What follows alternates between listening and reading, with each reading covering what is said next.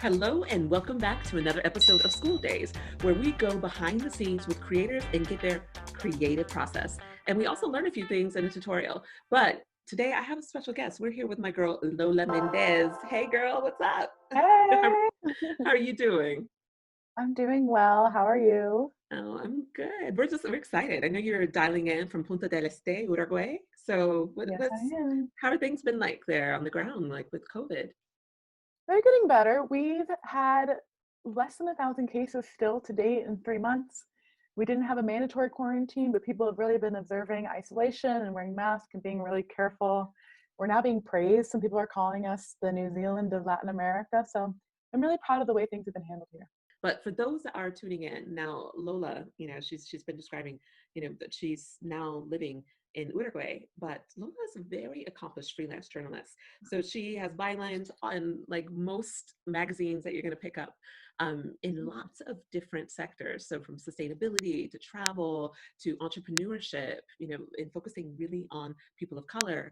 And the list is endless, and needless to say, travel. And some of these publications like CNN, Self, Fodor's, Lonely Planet. I mean, I could probably sit here and just continue to list, your publications that you've been featured in. But the one thing that I'm impressed with is that your acceptance rate whenever you do pitch publications is 35%, where the industry standard is like 12. Right. Tell me about that. Like, what is the sauce you've got, and can I get a bit of that? I get asked that all the time, and it's really comes down to this is my job. If I don't pitch, I don't land stories, I don't get paid, I don't eat. So I think a lot of freelance writers don't do this full time. So they might not be generating as many pitches as I do, which I'll get into the presentation, how many pitches I think you should do when you're just starting out. But I send 50 to 100 pitches a month. And during coronavirus, I've had to double that. And it hasn't been easy. My pitch acceptance rate right now is not 35%. But right now I am just grabbing for whatever I can get. That is a testament to you like being like hustling, honestly hustling, and really just showing like your expertise in the industry that you work in. So, I mean, the fact that you can even get work during this time when so many people are struggling to find work, and especially as a journalist, as a freelance journalist. I mean, so how's that been like, kind of, as you've moved from maybe having a much higher pitch submission rate to Mhm. now having a bit of lower, let's say a lower pitch submission Right. rate. What are some of the things you're finding that you're having to do differently? Right. So my main focus is travel. I've been traveling for 5 years. So tourism is the bread and butter of everything I do, both personally and professionally. So the majority of the articles I'm pitching are usually focused on the culture, the food, the people of the destination that I've spent time in. I started to see a lack of interest in travel stories all the way back in February, especially focusing around Southeast Asia, where I spent 4 years. So starting to see editors say, we're not really going to be publishing guides about that region while we figure out what's happening. Fast forward Yeah. to May, this is happening all over the world. So travel writing has changed drastically now. I've had to pivot. I've been pitching things that are travel adjacent. So I wrote about when we started to have nightly applause here in Uruguay, and I talked about other countries that are doing that. I just had a piece published today on CNN about the largest flora and fauna on Earth. So there's a travel fundamental part to that, right? That you could travel to see these creatures. But for now, you can learn about them online. I've done my fair share of virtual travel pieces. I did a virtual street art tour for budget travel, but that's probably making up about 20% of my workload right now. I've had to pivot into other fields. I've never written about healthcare, but I had people in my community that are working on the front lines as trauma nurses, as anesthesiologists. So I tapped into them to see if they would want to share their stories. And they all said yes. I started to pitch that out to publication. So I've been writing quite a few pieces for the Self What It's Like Q&A series, where I've talked not just to medical professionals, I also interviewed a long distance couple, I interviewed a grocery store worker, I interviewed a paramedic, I interviewed someone who is a distiller, and now instead of distilling vodka, they're making hand sanitizer for free for their community. So just trying to pivot, which I think is a critical part of being a successful journalist, that you don't have to always be an expert in the topic you're pitching. And if you're not an expert, you have to let other voices shine through. I have no business telling anybody what to do about coronavirus. I do not have a health background, but I can interview people who are experts in this field and who can share advice and help them get that out there in the world by working with publications like Self or Elle. feel like this time we've been learning so many new skills. And for many people, pitching might be a new skill that they're going to learn. And I think you are just such a great resource for that, you know, with not just your high acceptance rate, but I think your voice, because you have such a unique voice. So, anyways, we're going to jump right into things. And Cool. I would love people to be able to learn from you. So feel Sure. free to take Let's over, get share into it. screen, do your thing. I want to preface it by saying that even though now isn't a great time to be sending pitches and getting acceptance rates, it's a really good chance to work on your craft, right? I'm going to show you the structure of a pitch, but I can't come up with your ideas. So now is the time that you can start to be, focusing on what it is you want to write about, what kind of ideas you think are worthy of being published, and then focus on how to write a pitch. Start looking for those contacts. I'm still pitching actively. You can absolutely be pitching right now. But if you're new to this and a little bit hesitant, it's fine to take the time to learn the skill before you actively start participating. So on that note, let's jump right in. All right, so this is the basics of pitching publications. Yolanda already gave me a great introduction, but as she said, I'm a self-taught independent journalist. This week, I've had articles published on CNN and Self, and I work with many other digital and print publications. I write about travel, sustainability, culture, social justice, and many other topics. I'm often complimented on my pitching prowess. As Yolanda said, my acceptance rate is usually around 35%. This has changed during coronavirus, but I'm not worried. It'll get back up there once things have calmed down a bit.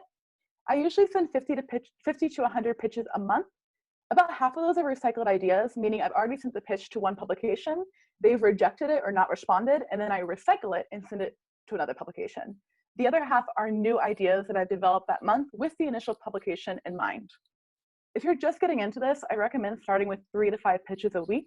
It can take some time to come up with the idea and do the research and really formulate your pitch to a place where it's ready to be sent to editors. I want to say that this is my experience and what I have found to be the best pitching practices in the last 4 years of working as a freelance journalist. It is not the be-all, end-all. Many other people have other tips that they use. They use other formulas. They've had other success using different kinds of communication tools, but this is what works for me. So there are a few different types of pitches that you should be aware of, because you want to make it clear from the start what it is you want to write. Are you doing a feature? Is it an interview? Is it a how-to, a profile, a roundup, or a service piece? Evergreen pitches are stories that are not linked to the news cycle, so they're always going to be relevant. They're not linked to a holiday or something that's currently happening, like coronavirus. Timely news hooks are things that might be in demand, so they are related to a new book release, an upcoming holiday, World Endangered Animal Day, or something like that. They're going to be more competitive to place, so you might want to start with evergreen pitches. And I'm also an essayist, so I write personal narratives about my own lived experiences, often tied into the news cycle. And the best advice I've ever received about pitching and writing personal narratives is that they should not be a page from your diary. You need to let the reader see themselves in your prose. So before you even get started, you need to think if your idea is pitch worthy. A lot of pitches are going to be sparked from your lived experiences and your expertise, but you need to make sure there's an actual story there that is going to engage readers. And you need to find an angle that hasn't been reported on. Within the story, a reader needs to be able to learn or be entertained. Once you have your idea, you need to think about what publication it could be a good fit for. The first thing to do, and I forget this sometimes when I think I have a really unique idea, is to make sure the publication hasn't already covered it. There are going to be a lot of times where you're going to think you have an idea that no one else has ever had, and you might pitch it to a publication, and the very next day they might publish something. They didn't steal your idea, right?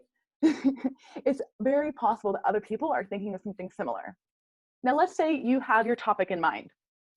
For instance, street art and virtual street art. If you see that the publication has already covered a general street art guide, you want to spin the angle. There's something I've done recently after I noticed that a publication I wanted to write for already published a virtual street art guide. I thought, well, what if we focus on one particular famous artist, someone like Banksy, where if you wanted to go see the work of art, you might be lining down the street for hours just to get a look at the painting. Virtually, you can get a front row seat to that painting at any time, right? So hone in your idea and make it specific. You want to become familiar with the publication's coverage and tone to make sure your idea is relevant. You don't want to pitch a very female-centric concept to a men's publication. You don't want to pitch something that is travel related to a publication that never covers travel. So become aware of what they cover before you send your pitch. And then you need to figure out who to pitch, which we'll get into later, how to find contacts, but you can't just send your pitch to any editor at a publication. Everyone has a job, right? They're working on specific desks, which means the section of the magazine or paper they're working on. So it could be the sports desk, the art desk, the culture desk. So you want to find the right contact for the vertical you're trying to pitch. Another thing which is an excellent resource is the publication's media kit. This is traditionally what's used by advertisers to gauge the value of placing an ad, but within this media kit, you'll find demographics about their consumers, which is going to make it clear to see if your story would be a fit for that readership.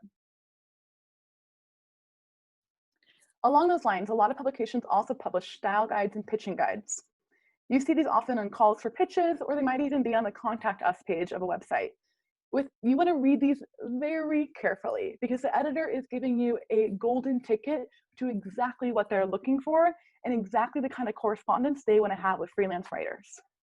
So be sure to make note of the tone, the style, what kind of pitches they absolutely are not looking for. And a golden nugget to keep an eye out for is that many of these guidelines will use a specific keyword they want writers to use in the subject line. And it's often something strange like banana. And editors use this to know that you have read the style guide and you are prepared to write an article to their tone. Within your pitch, you also want to find related and relevant stories to reference from the website.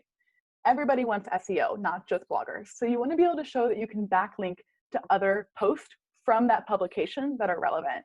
So I try to include one or two in my pitch and also make note of who your sources would be. Are you going to be talking to mental health representatives? Are you going to be talking to tourism boards? Who's going to be giving you the information that you're presenting? Are you going to be crediting certain studies? Where is the information coming from? Your editor wants to know that from the get-go to know that you're going to be reporting on something properly. Okay, so everybody wants to know where to find contacts. I know so many people don't like Twitter, but let me tell you, I only use it to find editor contacts. Most editors are on Twitter. They use it to tweet out their stories, to support their publications, but also to find writers. So these are some of my top tips of how to use Twitter as a freelance journalist to find work and also to let editors find you. So a call for pitches is when an editor needs a certain specific story and they're letting people know, my inbox is open. Maybe they're looking for stories of traveling across Northern Africa. Maybe they want to know Renaissance pieces from the middle-aged pieces, from Europe and how that affects culture today. It could be anything. Especially during times like now, coronavirus, I think it's really important to respond to calls for pitches in a timely manner. That's public information. Everyone's seeing it at the same time. If you send in a pitch 1 or 2 days later, probably just going to get deleted, right? Because this person's inbox is going to be flooded immediately once they post that. So time is of the essence. Don't rush. Make sure your pitch is in a good place before you send it, but don't lollygag on these kind of things. So editors also have their role and email address in their Twitter bios usually. And once you know the way a publication's email is configured, you can essentially pitch any editor if you know their first name and their last name. Maybe it's first initial, last name at publication.com. Maybe it's first name _ last name at publication.com. But once you have that structure and you know editor names, you can play around with that until you get the right email address. Let's say you have no idea what editor to pitch. You can go into the search bar in Twitter and search, for instance, Refinery29 editor. And then Twitter is going to pull for you any bio that has Refinery29, an editor in it. And then you'll have a list of potential editors that you could pitch. Another great resource is to look at who writers are following on Twitter. I follow almost 1,000 editors on Twitter, and I keep a private list of those editors for myself that I then go through to look for calls for pitches. However, you could easily go into my Twitter and see who I'm following and just start following every editor that I'm following. There are also public Twitter lists. Now, some editors have told me they don't love these because they don't want to be doxxed, which I've heard has happened. I have a public Twitter list, which can be of great help. It's a list of BIPOC editors. And I think they're close to around 300 right now. So you should definitely follow all of those editors on Twitter. And the last thing to keep in mind with Twitter is add your bylines to your Twitter bio. Mine says Latino writer for CNN, HuffPost, and other publications, and then have a pinned tweet listing again the publications that you write and having a link to your portfolio. You can also join Facebook groups for journalists, which have many calls for pitches and editor contacts, and sign up for newsletters that round up these calls for pitches. Some paid services include Study Hall and the Opportunities of the Week. I also retweet calls for pitches as often as I can, so you can follow me on Twitter at Lola Méndez. Now let's get into the pitch. The most important thing to start with is your subject line. This is how you're going to peg the story and hook the editor. So your suggested headline should be crafted to fit the style of the publication. So make notice, do they use uppercase or not throughout, and include that as your subject. Before you have the headline, you should write writer pitch. This way the editor knows that it's not a pitch from a publicist and it's not a junk email. If you're writing something that's really urgent, you can put timely, but be mindful of this. Timely means something that you need a response for in the next 24 to 48 hours. And you should also include in the body of the email your time frame for when you're going to have to move on to another publication if you don't hear back. Back to those networking groups that we were mentioning about, such as Study Hall or different Facebook groups. If you're in the same group, you can utilize that connection and write Study Hall writer pitch. An example you can find here at the bottom is kind of the way that I format my headlines. An example you can find at the bottom is the way that I format my subject lines. So let's get into pitch basics. You should not be using your blog email to pitch publications. Personal bloggers aren't journalists. You don't want to get turned away from an editor just because they see you're emailing from your blog name, such as mine, lola@missfilatalisa.com. I send my pitches from lola.méndez@gmail.com. Remember, pitches aren't stuffy cover letters. In fact, they're actually a writing sample. You want to present your idea in a casual yet professional manner. You don't need to say, "Dear Mr. Méndez," or "Dear whoever it may concern." You can just say, "Hey Lola," "Hi Lola." You want to be concise and conversational. You want to be polite, but not a pushover. You need to show that you're confident in your idea. Don't use words like, "I just wanted to see if you like this." Be assertive. Your pitch needs to be short. Editors are getting hundreds of these a day, and you don't want to lose their attention. I think it's best to keep your pitch under 300 to 200 words.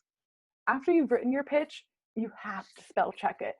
You will have so many typos that you don't even notice. I am super guilty of this. I also suggest reading your pitch out loud for flow before sending.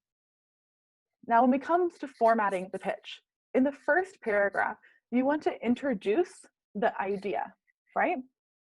If you're doing a simultaneous pitch for something timely like we were just discussing, you need to let the editor know that right away. You don't want to waste their time if you're sending the pitch to multiple publications and one publication has already accepted it. Your pitch is an elevator speech. You need to always cover the who, what, when, where, and why of what it is that you want to write. So you should start with the story idea and desired vertical. You want to ask them, would you be interested in reported narrative essay article about this for that vertical. This shows that you're familiar with the publication and also that you know what types of stories the editor works with. The next section should be a few sentences about the story. This is called the lead. You also need to include a sentence about your plan for sources and research if it's relevant. If you're pitching something that's a hybrid reported and narrative piece, you need to make it clear how you're going to use your lived experiences to support the article. Something I always like to do, especially with travel stories, is to mention that I have original photos available for an additional fee. You should save your credentials for the end.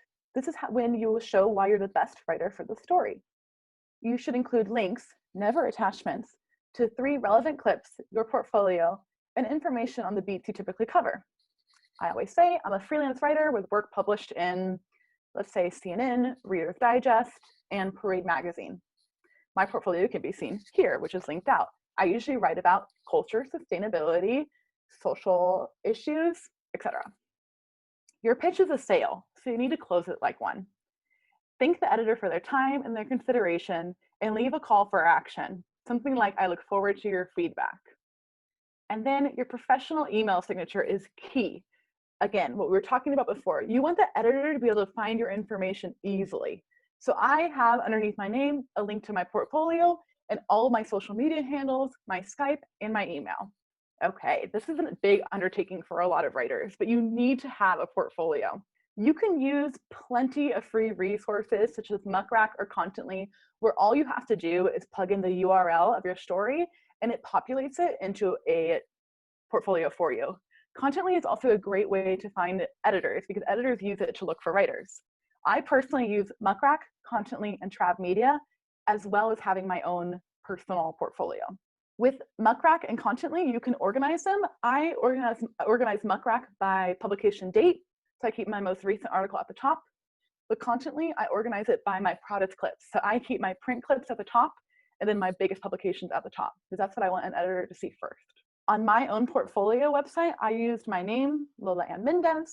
A lot of people add in writer or journalist. You can get a little bit creative with that, but keep it simple. And again, don't use a blog name. Make it your name.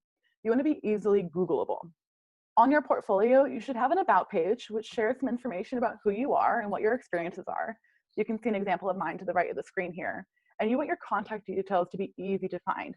I have all of my social media icons and an email icon at the top of my website, which is available on all the different pages.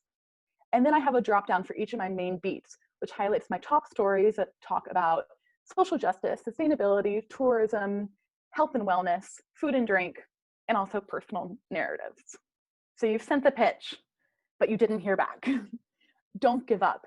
In this industry, you have to follow up on pitches. When you do this, forward the email and edit the subject line. So instead of having forward, delete that and just type in follow-up / the subject line you had before, which is writer, pitch, and your headline. I suggest following up 3 times before moving on to a new publication. Many of my commissions come from my first or second follow-up, not my initial pitch. For something that's timely, like these times during coronavirus, I've been following up every 3 days. For something that's evergreen and doesn't need to be published in a timely manner, I follow up weekly. I get asked a lot about what you should include in follow-ups, and I think we overthink this. My follow-up is super simple. I say, I'm checking in. Do you want this story? Please let me know either way. The next thing that you have to do is track your pitches. So many writers that I know just send their pitches out and wait for responses. I did this for the first 1.5 years and lost so many opportunities because I had no idea what I had sent where, when I had sent it, and who I had sent it to. So now I use a tracking document with Excel, which is super simple. You can see an example at the bottom here. And I am meticulous about updating this. I update my pitching doc after every email that I send. And you can see here, it's just simply organized by publication. Pitch, I use the subject of my email because I can then quickly plug that into my email to find the last correspondence, the date I sent the pitch, the first follow-up, second follow-up, third follow-up, the status result, and any notes. Whenever I get rejected, I like to make a note of why it was rejected because that helps me when I want to pitch that editor again on something else. If they said they really don't want personal essays, well, I won't pitch them a personal essay again, but I'm not going to remember that for every email I send. So this note section is a huge part of my success rate. All right, that is my introduction to the basics of pitching publications. I do offer a 1-hour consultation service. Within this opportunity, you'll be added to my Facebook community where writers share calls for pitches. There's a document of over 300 editorial contacts, and we brainstorm pitching ideas together.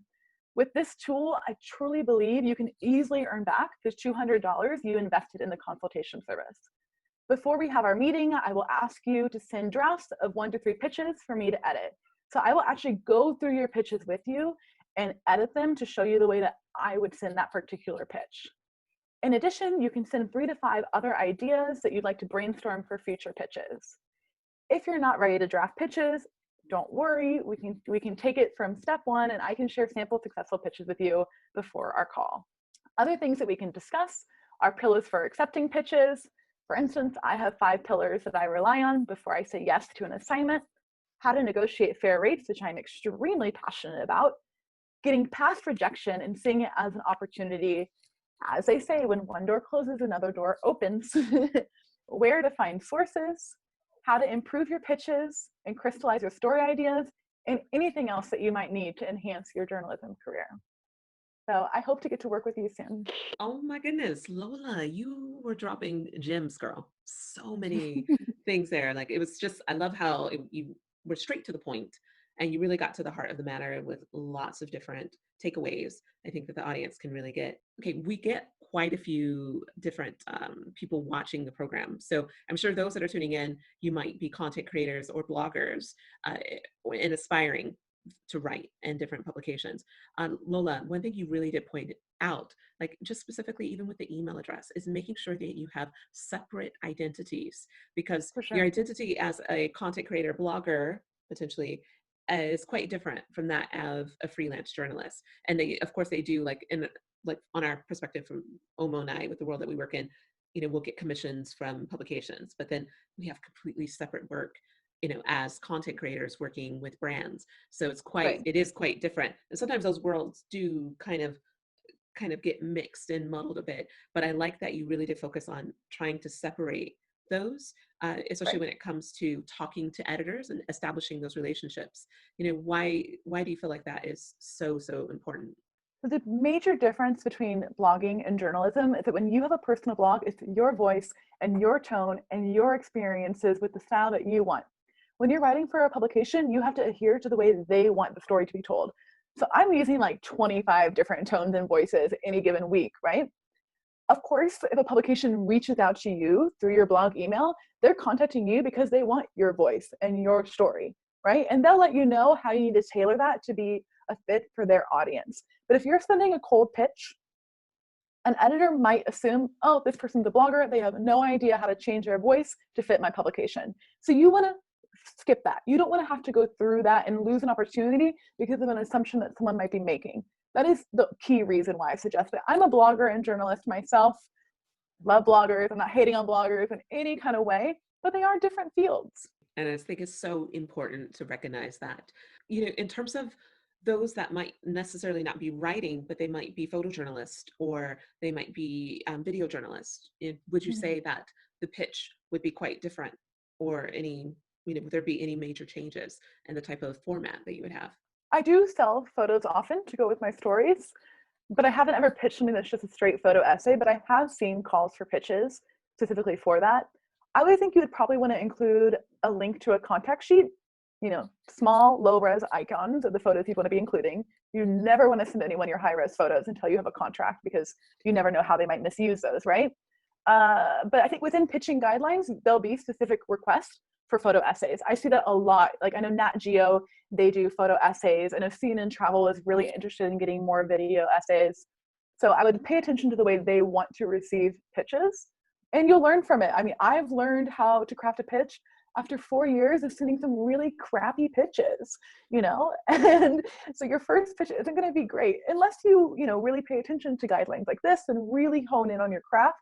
You might have success from the start, but if you just do whatever feels right, it's probably going to be a mess until you figure out the business aspect of it. I see some of my first pitches and I'm just like, how did anyone hire me to write that?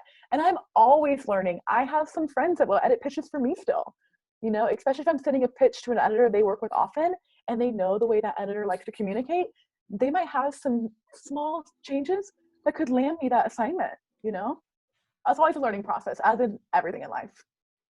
And do you feel like, in terms of on both sides, as a blogger and as a journalist, do you feel like your work in either sector has influenced the other? For sure. I've definitely had publications reach out to me after reading my blog, wanting me to write about specific issues there. And on my blog is where I have a chance to really let my voice shine. I try to write responsible travel guides for every place I've been to. And I sometimes use this as an example for the kind of things I could write. Uh, I've been doing for the last year, most of my press trips I've been doing have been for journalism. But my experience with press trips started as a blogger, right? And having those experiences made me learn the way that the expectations that PR has, the expectation that tourism boards have. To be completely transparent, my background is in PR, so I definitely think I have an advantage over some of my peers for understanding the way public relations work. I also think that's why I'm meticulous about my database, why I'm fearless about rejection, and why I can do multiple ideation in any given day, because that's really what I was taught to do. It took me a long time to transition into journalism. I thought I didn't go to journalism school. I have no experience in this. I have no right to be a journalist. But my first internship when I was 17 was at the LA Times Metromix. And then I went on to write for The Young and the Restless for CBS when I was 17 years old. I was so jaded. I had no idea how cool that was. But writing was at the beginning of my career. And when you work in PR and marketing, you're writing press releases, you're writing pitches, you're writing media alerts, you're writing press materials all day. So I was writing constantly throughout my career, but in a much more structured professional way. So getting to break that down into journalism and having a more conversational tone, that took me a few years to really get used to. But now I feel like I'm in a comfortable place with it. But leaning on that corporate background experience, I think helps me keep things tight and to the point. And then also adding in my own kind of personal prose that makes a piece mine. I completely forgot that you worked for the Young and Restless at such a young age. That must have been like an iconic kind of job. Seriously, that It was young. so wild. It was 2007. There were not a lot of blogs out. And on the soap opera, they were launching a fashion magazine. So they decided to make a real fashion magazine with a blog. Wow. And this is like, I don't even know if it was on WordPress, but it looked like the most basic WordPress you could have ever seen. I'm pretty sure it was a burgundy background. And the team was so small. I was working with an editor who came from the Rolling Stones, Peter McQuaid, Elizabeth Stewart, who is one of the top fashion stylists.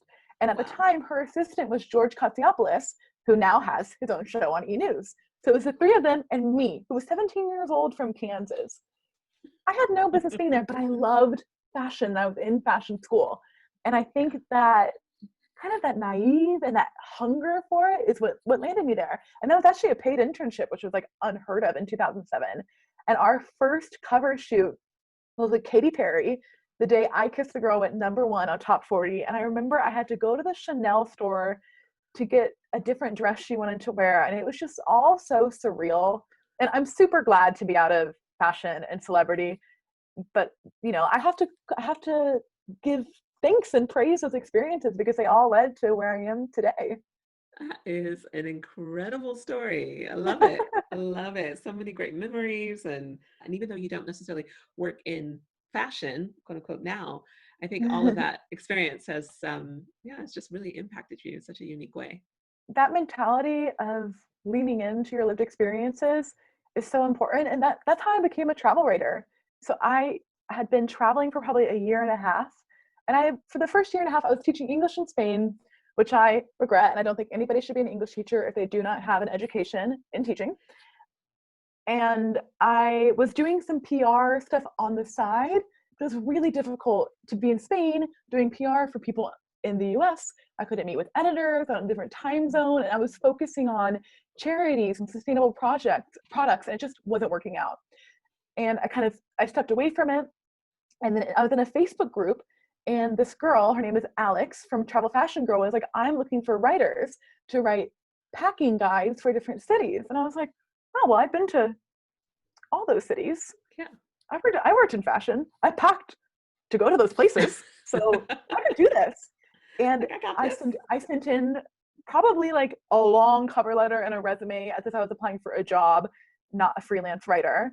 And I got it. And my first article I wrote in that time, right? So this is after the LA days, but my first travel article was what to pack to wear to Uruguay. And it came out in November 2016. And, I look back on that and I made 5 cents a word, and I was astonished that anybody would pay a nickel for the and when and if. Like, these words are worth 5 cents. I just couldn't believe it, And now I earn between 50 cents and $1 a word. And that's just in 4 years, And, those articles are silly. They're packing guides. They're not hard, heavy hitting research, but I'm still so proud of them because I was scared as hell. I thought, what business do I have having a byline anywhere? Yeah. And Alex was such a fantastic editor.